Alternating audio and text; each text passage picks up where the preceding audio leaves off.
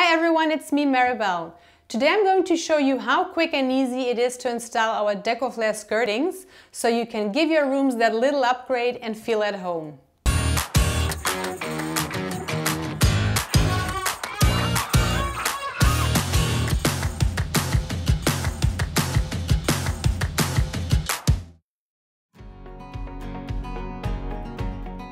What are we going to do today? Basically, there are three types of installations we will talk about in this tutorial. We will take a look at how to tackle an inside corner, an outside corner, and of course, how to apply our skirtings on a regular wall. To install your skirtings, you are going to need a mitre box, a folding rule, a pencil, some decoflair glue, a glue gun, a painter's spatula, a sponge, some sanding paper, and a saw.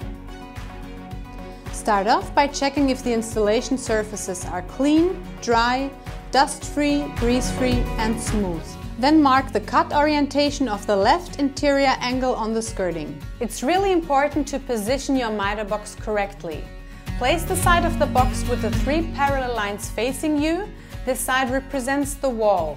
Use a large tooth saw to cut the skirting boards. When I cut the skirtings to the right size, I always make sure to take the 3 mm wide glue joint gap between the skirtings into consideration.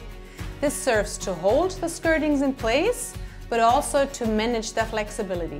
Place the skirting in the mitre box, aligning the pencil line with a 45-degree angle of the box and saw gently. Mark the cut direction for the right inside angle and cut the skirting in the mitre box.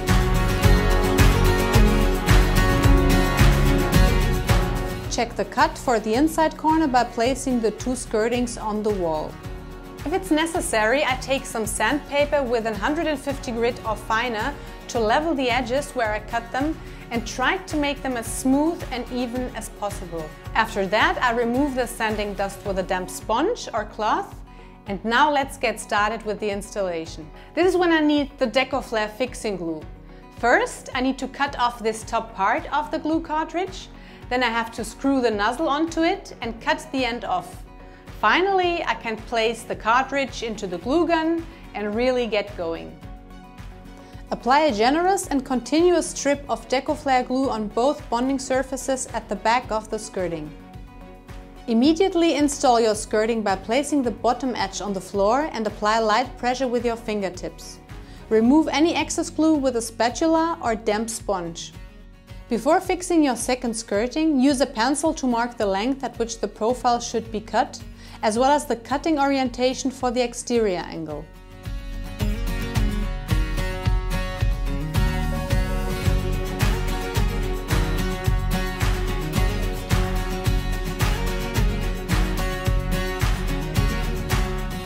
Now just apply your glue on the skirting as usual, don't forget the edges. And then it's ready to be placed on the wall.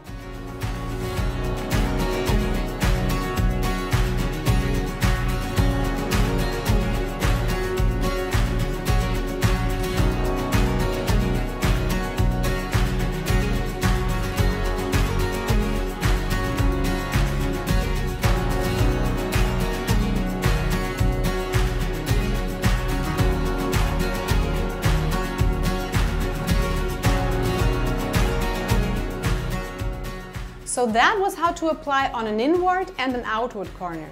It will obviously be even easier on a straight wall, so let's do this. Start by measuring the length you will need for your skirting to reach the wall, but don't forget to keep the 3 mm gap for the glue joint in mind.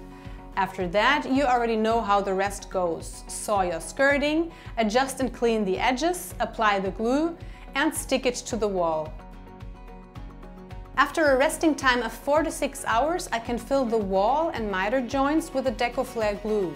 You can repeat these steps if you wish, but you don't have to. Finally, we need to talk about the paint. The next day, the skirtings have to be coated with solvent-free paint, preferably twice.